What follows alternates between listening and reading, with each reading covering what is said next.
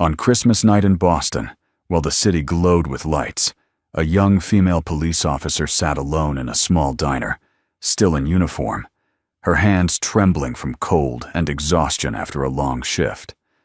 No family, no plans, no one waiting. At the table across from her, a single father ate dinner alone, looking like nothing special. But one small gesture, seemingly meaningless, made the officer unable to hold back her tears, and forced both of them to face the deepest loneliness in their hearts. What happened on that Christmas night? Michael Turner sat alone in the corner booth of Lou's Diner, staring at a half-eaten burger he no longer wanted. Outside, Boston glittered with Christmas lights strung across storefronts and lampposts, the kind of decorations that made everyone else smile. He hated them.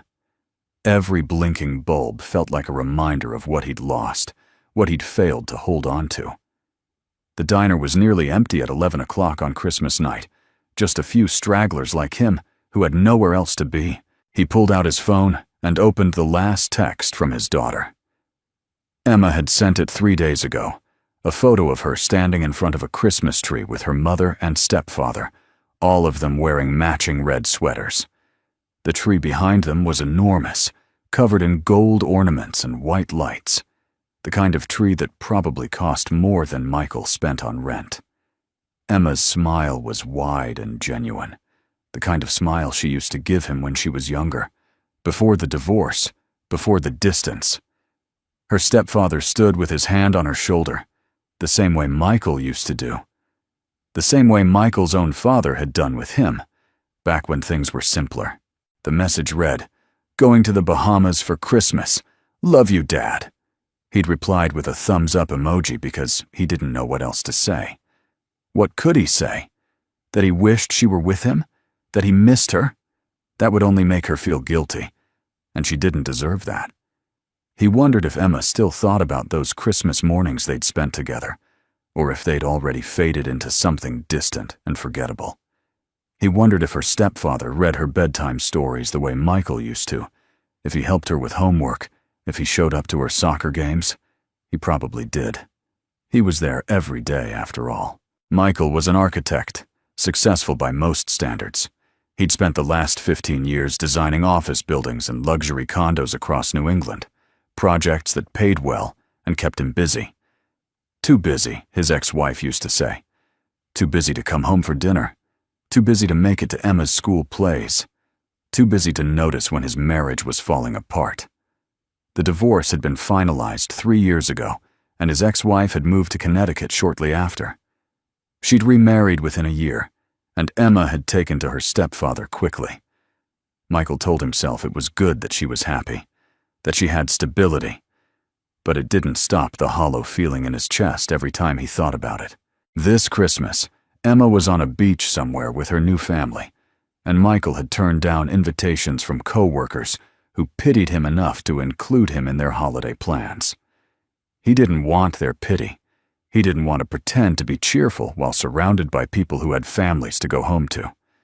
So he'd come here, to Lou's Diner, a place where no one knew him and no one cared. The door chimed, and Michael glanced up. A woman walked in, and he recognized the uniform immediately. Boston Police Department, District 4. She looked young, late 20s maybe, with dark hair pulled back in a tight bun that had come loose in places. Strands of hair stuck to her damp forehead, and her face was pale with exhaustion. Her uniform was wrinkled and soaked through in places, streaked with salt stains from the snow outside, and something darker that might have been mud or blood. One of the buttons on her shirt was missing, and her badge was slightly bent, like it had been knocked against something hard. She unbuttoned her coat slowly, like even that small movement required effort. She didn't look around the diner. She didn't check to see if anyone was watching her. She just moved to a booth across the aisle from him and slid in, then let out a breath that sounded like she'd been holding it for hours. Her shoulders slumped forward, and she stared at the table in front of her like she was trying to disappear into it. Michael watched her without meaning to. There was something about the way she sat there, completely still, staring at nothing. She wasn't on a break. She wasn't waiting for someone. She was just there, the same way he was. He recognized that posture. It was the posture of someone who had nothing left to give, someone who was running on empty and didn't know how to stop. The waitress, an older woman with graying hair and a kind face, walked over with a pot of coffee. She smiled at the officer and said, "Tough shift, officer?" The woman looked up and managed a small smile that didn't reach her eyes. She said, "Just another Christmas." The waitress nodded like she understood, poured the coffee, and walked away. The officer wrapped her hands around the cup and stared into it, like she might find something there worth looking at. Her hands were shaking slightly, and Michael could see bruises on her knuckles, scrapes across the back of her hand. Whatever she'd dealt with tonight, it hadn't been easy. Michael felt something twist in his chest. He knew that look. He'd seen it in the mirror often enough. It was the look of someone who was holding themselves together by sheer willpower, someone who couldn't afford to fall apart because there wasn't one there to catch them. Her phone buzzed on the table, and she picked it up. Michael wasn't trying to eavesdrop, but he was close enough to hear the faint sound of a notification. She read whatever was on the screen, and her expression didn't change. No smile, no warmth, just a blank acknowledgement. She typed something short, then set the phone down and turned it face down on the table. She took a sip of coffee, and for a moment, she closed her eyes like she was trying to block out the world. Michael didn't know her name. He didn't know what kind of shift she'd just finished, or why she was here alone on Christmas night. But he knew loneliness when he saw it, and he recognized it in her the same way he recognized it in himself. It wasn't the kind of loneliness that came from being physically alone. It was deeper than that. It was the kind that came from feeling invisible, from going through the motions of life while no one really saw you. He thought about Emma again, about the last time they'd spent Christmas together. She'd been 7, still young enough to believe in Santa Claus and magic. They'd stayed up late decorating the tree, and she'd insisted on putting the star on top herself, even though she could barely reach. Michael had lifted her up, and she'd placed it carefully, her face glowing with pride. Later, they'd made cookies together, and Emma had gotten flour everywhere, in her hair, on her face, all over the kitchen counter. She'd laughed so hard she'd almost fallen over, and Michael had thought that he'd always have moments like that there would always be time. But time had run out faster than he'd expected, and now she was growing up without him. Now she had a new family, a stepfather who probably didn't work late every night, who probably showed up when it mattered. Michael had told himself for 3 years that it was too late to fix things, that the damage was done. But sitting here in this empty diner, watching another person sit alone the way he had, he wondered if he'd been wrong. Michael set his phone down and looked at the officer again. She was still sitting there, holding her coffee, looking like she didn't know where else to go. He thought about leaving, about going back to his empty apartment and spending the rest of Christmas alone. But something stopped him. Maybe it was the memory of Emma. Maybe it was the realization that he'd spent the last 3 years avoiding connection because he was afraid of failing again. Or maybe it was just the simple fact that he couldn't stand to watch someone else sit alone the way he had. He thought about all the times he'd walked past people who looked lost or hurt, telling himself it wasn't his problem, that he had his own struggles to deal with. He thought about how easy it was to turn away, to pretend he didn't see. But tonight, on Christmas, in this quiet diner, he couldn't do it. He couldn't walk away from someone who looked the way he felt. Michael stood up, picked up his coffee, and walked over to her table. She looked up when he approached, her expression guarded, but not hostile. Up close, he could see the exhaustion in her face, the dark circles under her eyes, the faint bruises on her knuckles, the way her jaw was set like she was holding herself together by sheer force of will. Her eyes were a dark brown, and they held a wariness that told him she'd seen too much, dealt with too much, and wasn't sure she had anything left. Michael cleared his throat and said, "Excuse me. I know this might sound strange, but "Would you mind if I joined you? I just don't think anyone should be alone on Christmas." She stared at him for a moment, and he could see her assessing him. Cop instincts, probably. Checking if he was a threat, if this was some kind of setup. Her eyes scanned his face, then dropped to his hands, looking for signs of danger. He stood there, feeling awkward, waiting for her to tell him to go away.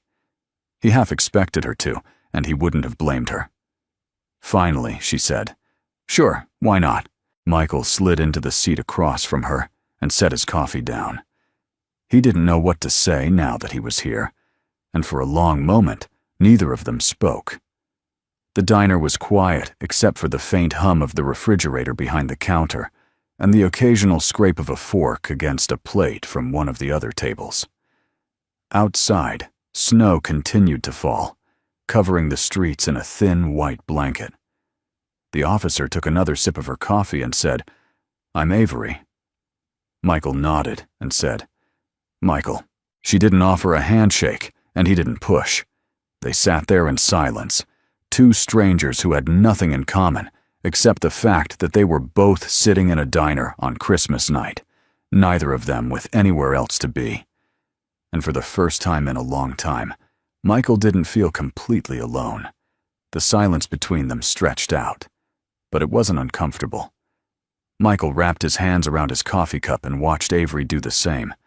Her knuckles were scraped and bruised, the kind of damage that came from physical work, from handling situations that required more than words. He wondered what her shift had been like, what she'd dealt with on a night when most people were opening presents and drinking eggnog.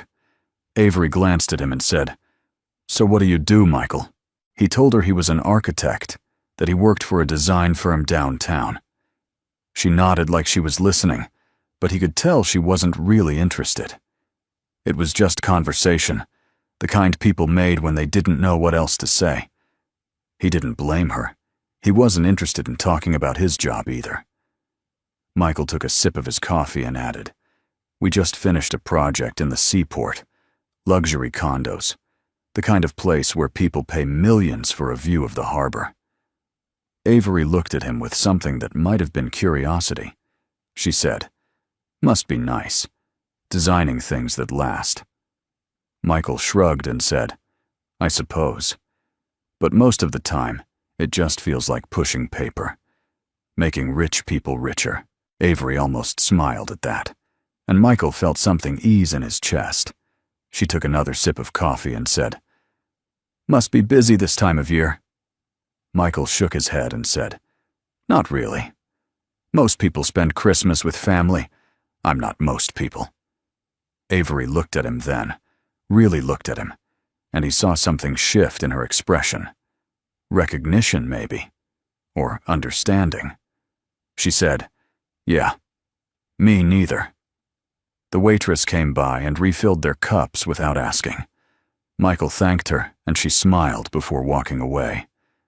He looked down at his coffee and said, "I have a daughter. Emma. She's 10.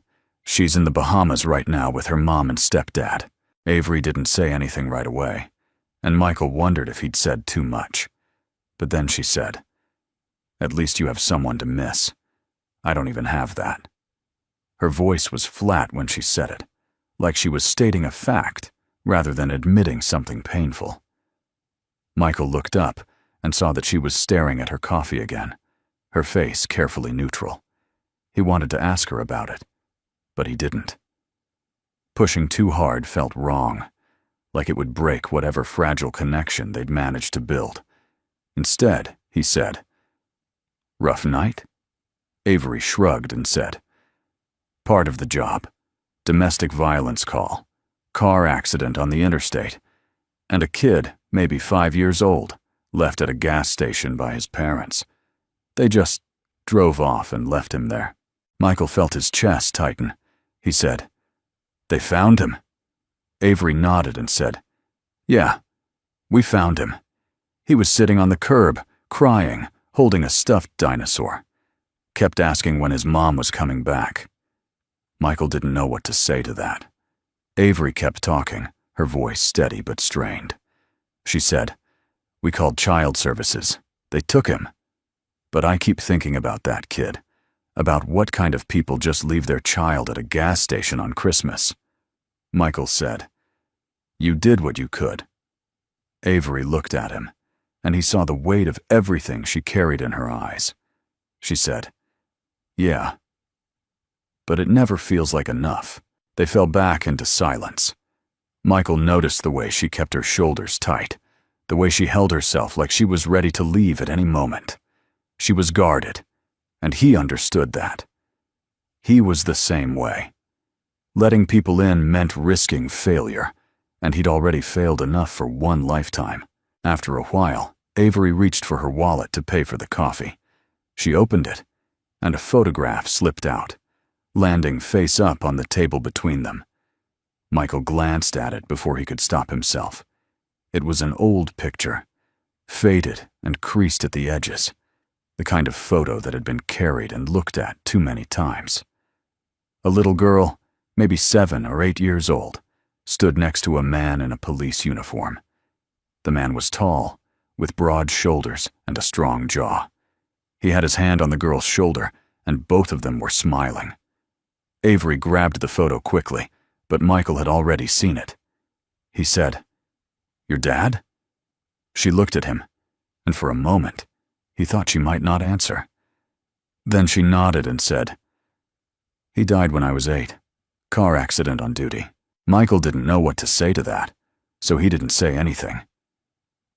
Avery stared at the photo in her hand, and when she spoke again, her voice was quieter. She said, "That picture was taken at his academy graduation. I was 5. He lifted me onto his shoulders so I could see over the crowd, and I felt like I was on top of the world." She ran her thumb over the edge of the photo, and Michael saw the way her hand trembled slightly. She said, "That's why I became a cop. I thought it would make me feel closer to him. Thought maybe I could understand what he was thinking that night, why he took the risks he did. But it doesn't work like that. It just makes me feel more alone." She slipped the photo back into her wallet and closed it, and Michael saw her jaw tighten. He recognized that look, too. It was the look of someone trying not to feel too much, trying to keep everything locked down where it couldn't hurt them. He'd worn that same expression for years. Michael pulled out his phone and opened the photo of Emma. He turned the screen toward Avery and said, "This is Emma. She's 10. I barely see her anymore.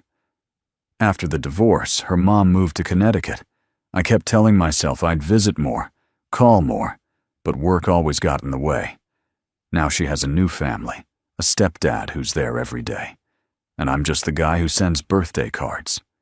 Avery looked at the photo, and then she looked at him. She said, "You feel like you failed her?" Michael nodded and said, "Every day." He looked at the photo again, at Emma's bright smile, at the way she stood between her mother and stepfather, like she belonged there. He said, "There was this one Christmas when she was 7. We stayed up late making cookies, and she got flour everywhere, in her hair, on her face, all over the kitchen. She was laughing so hard she could barely stand up. And I remember thinking that I'd always have moments like that with her, that there would always be time." Michael's voice caught, and he cleared his throat. He said, "But there wasn't always time. I let work take over, and before I knew it, she was growing up without me.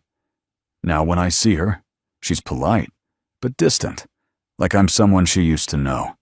Avery's expression softened, and she said, "I feel like I failed my dad, like nothing I do is ever enough to make up for the fact that he's not here." Michael put his phone away and looked at her. He said, "You were 8 years old. How could you have failed him?" Avery shook her head and said, "I don't know. But it feels like I did. Like if I'd been better, smarter, stronger. Maybe he wouldn't have taken that risk. Maybe he would have thought about coming home to me. I used to think that if I became a cop, if I did the job right, it would somehow make up for losing him. But it doesn't. It just reminds me every day that he's gone." Michael understood that. He'd spent years blaming himself for things he couldn't control, for choices other people made. He said, "It's not your fault. You know that, right?" Avery looked at him, and he saw something break behind her eyes. She said, "Do you believe that about yourself?" Michael didn't answer, because they both already knew the truth. Neither of them believed it. They both carried guilt that didn't belong to them, and they'd spent so long holding on to it that they didn't know how to let it go. The diner felt smaller now, like the walls had closed in around them. Michael realized that this was the first real conversation he'd had in months, maybe longer. He'd talked to coworkers and clients, but it was always surface level, always about projects and deadlines. He couldn't remember the last time someone had asked him how he was doing and actually meant it. He couldn't remember the last time he'd told the truth. Avery looked down at her hands, at the bruises and scrapes, and said, "Tonight was bad. We had a domestic violence call, a car accident, and a kid who got left at a gas station by his parents. Christmas is supposed to be this magical time, but for a lot of people, it's just another day to survive." Michael said, "Sounds like you've been surviving for a long time." Avery looked up at him, and he saw the exhaustion in her face, the weight of everything she carried. She said, "Yeah, I guess I have. My mom remarried when I was 12. Nice guy, 2 kids of his own. They're a family now, a real family. And I'm just the kid from the first marriage who shows up for holidays sometimes." She looked away, and Michael saw her jaw tighten again. She said, "They invited me for Christmas. Sent me a text with a picture of their tree, everyone smiling. But I couldn't go. Couldn't sit there and pretend I belonged." Michael felt something crack inside him. He said, "I know that feeling." They sat there for a while longer, and Michael felt something shift between them. It wasn't attraction, not exactly. It was recognition. They were both broken in the same way, both carrying the same kind of loneliness. Neither of them had anyone who really saw them, who understood what it felt like to go through life pretending everything was fine when it wasn't.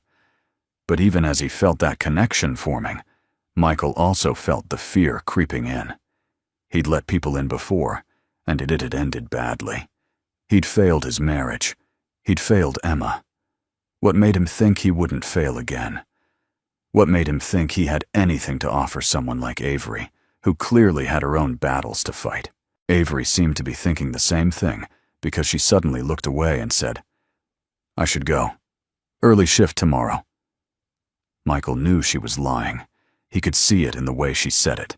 Too quickly. Like she needed an excuse to leave before she said too much. He wanted to tell her to stay, to tell her that he understood, that she didn't have to run. But he didn't. Because he was scared too. Scared of what it would mean if she stayed. Scared of what it would mean if he let himself care about someone again. So he just said, "Yeah, of course. Take care, Officer Collins." Avery stood up and pulled some cash from her wallet, leaving it on the table. But before she could walk away, Michael pulled out a pen and wrote his number on a napkin. He slid it across the table and said, "In case you ever need someone to talk to, or just someone to sit with." Avery looked at the napkin, then at him. For a moment, he thought she might leave it there. But then she picked it up, folded it carefully, and put it in her pocket. She said, "Thanks for the company, Michael." He nodded, and she walked toward the door. Michael watched her go, and something inside him screamed at him to stop her, to say something, to do something. But he didn't. He just sat there, alone again, staring at the empty seat across from him. The door chimed as Avery left, and the cold air rushed in for a moment before it closed again. Michael looked down at his coffee, now cold, and realized how stupid he'd been. He'd spent years pushing people away, telling himself he was protecting them from his failures. But the truth was, he was just protecting himself. And now here he was, alone in a diner on Christmas night, watching another person walk away. He thought about Emma, about the way she used to look at him when she was little, like he was the most important person in the world. He'd lost that. He'd let it slip away because he was too busy, too focused on work, too scared to admit that he didn't know how to be a good father.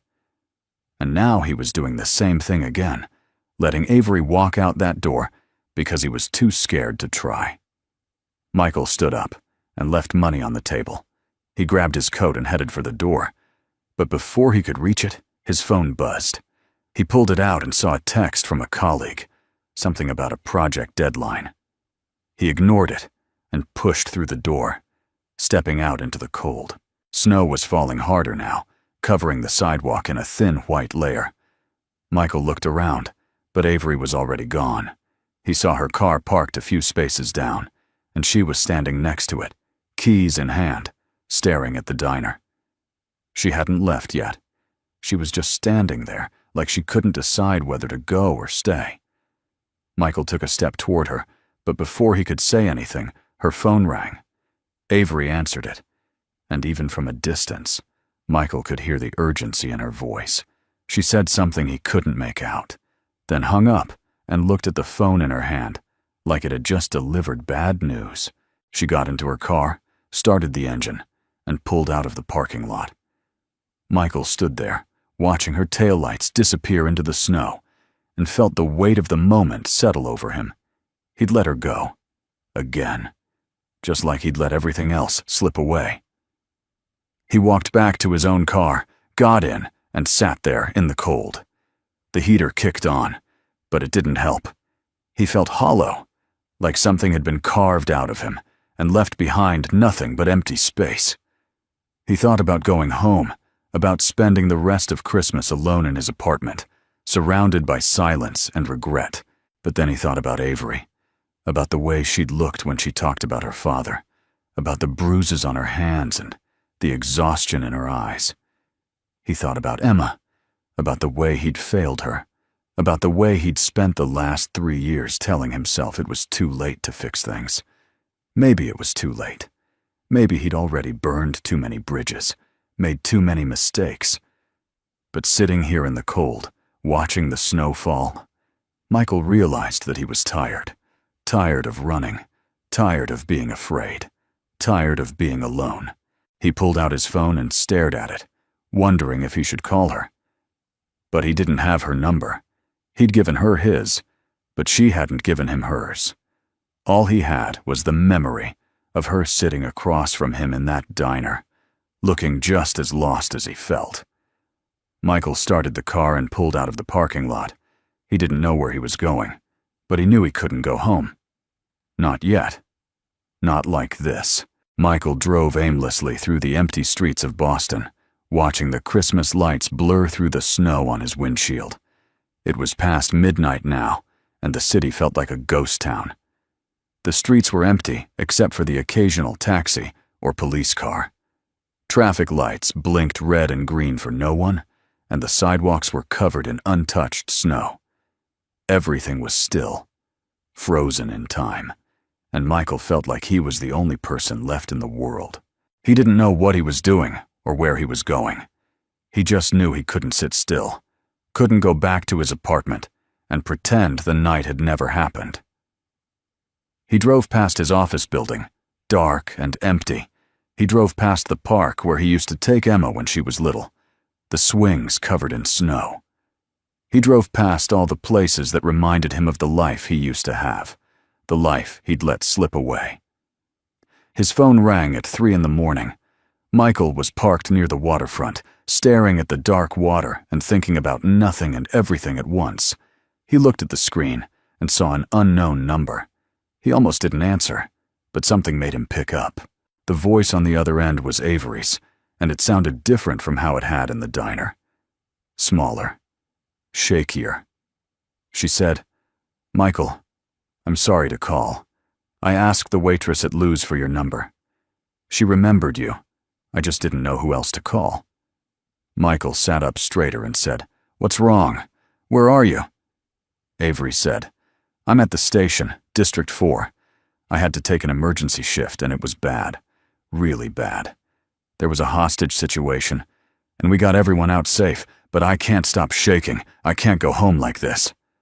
Michael was already starting the car. He said, "I'm coming. Stay where you are." He hung up and drove faster than he should have, the street slick with ice and snow. He didn't care. All he could think about was the sound of Avery's voice, the way it had cracked when she said she didn't know who else to call. He'd spent the last 3 hours driving in circles, feeling sorry for himself, while she'd been dealing with something that had nearly broken her. The police station was a squat brick building with bright fluorescent lights that made the falling snow look almost blue. Michael parked and walked inside, past the officer at the front desk, who barely looked at him. The place smelled like old coffee and disinfectant, and he could hear the crackle of police radios from somewhere down the hall. He said he was there to see Avery Collins, and the officer pointed toward a hallway without looking up. Michael followed it until he found a door marked locker room and waited outside. The hallway was quiet except for the hum of the vending machine at the end. A few minutes later, Avery came out. She'd changed into jeans and a sweater, but she still looked like she was holding herself together by sheer willpower. Her hair was down now, damp from what must have been a quick shower, and her hands were shaking even though she tried to hide them by shoving them into her pockets. Her face was pale, and her eyes were red-rimmed, like she'd been crying or trying not to. Michael said, "Hey." Avery looked at him, and her eyes were raw with emotion. She said, "You came." Michael said, "You called." Avery nodded, and for a moment, she just stood there, like she didn't know what to do next. She looked smaller somehow, like the uniform had been the only thing holding her up. Michael said, "Come on, let's get out of here." They walked outside, and the cold air hit them like a wall. Avery pulled her coat tighter around herself, and Michael saw the way her shoulders were still tense, like she was bracing for something. He led her to his car, and she got in without asking where they were going. He didn't know either. He just drove. They ended up back at the waterfront, parked near a pier where the city lights reflected off the black water. Michael turned off the engine, and they sat there in silence. The heater was still running, filling the car with warmth, and outside, the snow kept falling. Michael could hear the faint sound of waves lapping against the pier, a steady rhythm that felt almost peaceful. Avery stared out the window, and for a long time, she didn't say anything. Then, finally, she spoke. Her voice was quiet, strained. She said, "There was a guy. He had his girlfriend and her kid trapped in an apartment on the 3rd floor. He had a gun? One of the neighbors called it in, said they heard screaming and a gunshot." Michael listened, and he didn't interrupt. Avery kept talking, her voice steady but fragile, like it might break at any moment. She said, "When we got there, we could hear the kid crying. He was 6 years old. 6? The same age I was when my dad started teaching me how to ride a bike. And I kept thinking, what if I say the wrong thing? What if I make him angrier? What if that kid ends up like I did, losing a parent because of one bad night?" She looked down at her hands, and Michael saw them trembling. She said, "We spent 3 hours trying to talk him down. 3 hours. I was the one on the phone with him, trying to convince him to let them go, to put the gun down. He kept saying he had nothing left to lose, that everyone had given up on him. And I just kept talking, kept telling him that it didn't have to end like this." Avery's voice cracked, and she took a shaky breath. She said, "When he finally opened the door and walked out. When I saw that kid run to his mother, everyone was celebrating. My sergeant clapped me on the back, said I did good, but I couldn't move. I just stood there in the hallway, and I couldn't stop shaking, because all I could think about was how close it was, how many things could have gone wrong." Michael said, "But they didn't. You did your job, and everyone's safe." Avery turned to look at him, and her expression was raw, vulnerable in a way he hadn't seen before. She said, "I don't know why I called you. I barely know you. I have colleagues, people I've worked with for years. But I couldn't call them. They would have told me I did great, that I should be proud. And I can't hear that right now. I can't pretend this doesn't affect me. Michael said, maybe that's why. Sometimes it's easier to be weak in front of a stranger. Avery shook her head and said, I'm not supposed to be weak. I'm supposed to protect people. I'm supposed to be strong enough to handle this. Michael said, you're human first, officer second. And being human means you're allowed to break sometimes. Avery looked away, and he saw her jaw tighten, saw her fighting against the tears that threatened to fall. She said, I can't afford to break. If I break, then what? Who am I if I'm not strong enough to handle this?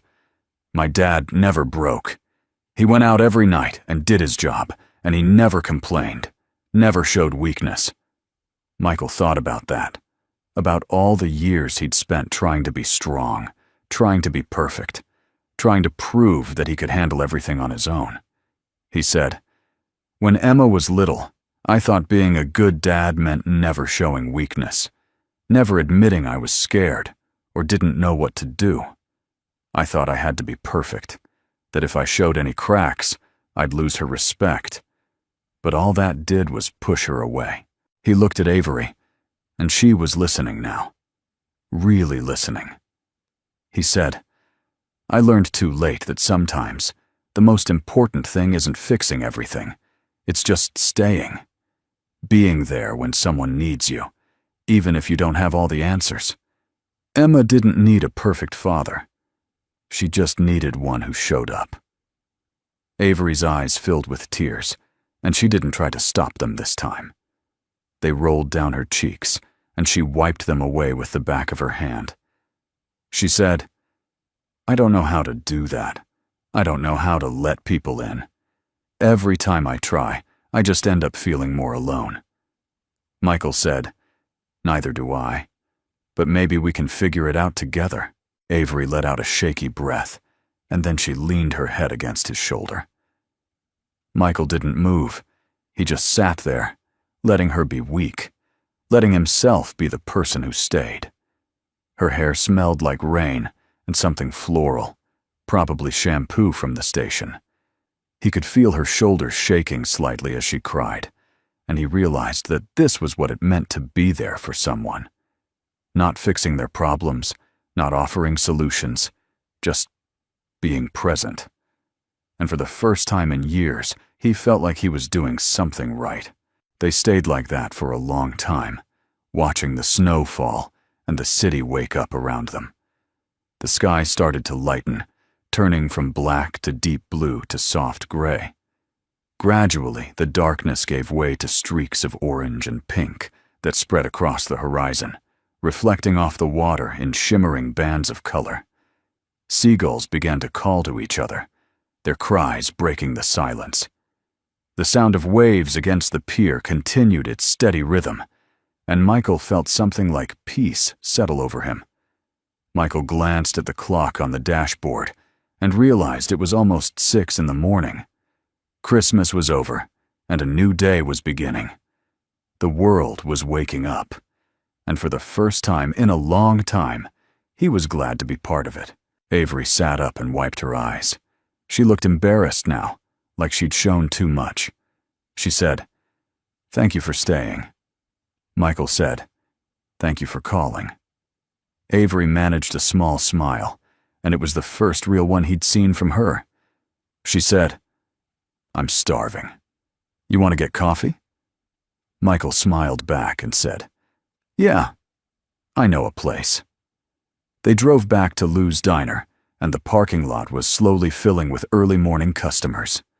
Inside, the same waitress from the night before was working the morning shift. She smiled when she saw them and said, "Back already? You two must really love my coffee." Michael and Avery sat in the same booth where they'd met, and the waitress brought them 2 cups without asking. Avery wrapped her hands around hers, and the steam rose up between them, curling in the air. The diner was warmer now, filled with the smell of bacon and fresh coffee, and Michael felt the tension in his chest begin to ease. Michael said, "You know what I realized last night?" Avery said, "What?" Michael said, "I've been alone for so long, I forgot what it feels like to be seen." Avery looked at him, and her expression softened. She said, "Me too." They sat there in the quiet diner, drinking coffee and watching the sun come up through the window. The Christmas lights outside were still on, but they looked different now in the growing daylight. They didn't seem harsh or mocking anymore. They just looked like lights, nothing more, nothing less. People walked past the window, heading to work or home, and the world kept turning the way it always did. After a while, Michael said, "Can I see you again? Not tonight, not tomorrow, just whenever you're ready." Avery nodded and said, "I'd like that." Michael felt something loosen in his chest, something that had been tight for years. He didn't know what would happen next. He didn't know if this would work, if they could build something real out of one night and 2 cups of coffee. But for the first time in a long time, he wanted to try. He wanted to believe that it wasn't too late, that he could still connect with someone, that he could still be the person who stayed. They finished their coffee, and the waitress came by with the check. Michael reached for it, but Avery grabbed it first. She said, "My turn." Michael didn't argue. They walked out together, and the snow had stopped falling. The sky was clear and bright, the kind of winter morning that felt clean and new. The sun was fully up now, casting long shadows across the snow-covered street. Everything looked sharper, more defined, like the world had been washed clean overnight. Michael looked at Avery, and she looked back at him, and neither of them said anything. They didn't need to. There was an understanding between them now, something that didn't require words. They'd both been lost, both been alone, and somehow, in the middle of Christmas night, they'd found each other. Avery got into her car, and Michael got into his. But before she drove away, she rolled down her window and said, "Merry Christmas, Michael." Michael smiled and said, "Merry Christmas, Avery." She drove off, and Michael sat there for a moment, watching her go. But this time, it didn't feel like an ending. It felt like the beginning of something he didn't have a name for yet.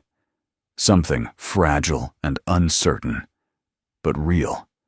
Something worth protecting.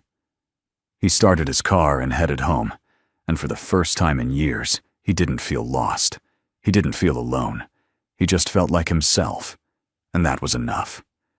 The streets were busier now, people starting their day, and Michael realized he was part of that world again. He wasn't separate from it anymore, wasn't watching from the outside. He was in it, connected, present. And for the first time in 3 years, he felt like maybe, just maybe, it wasn't too late to start over.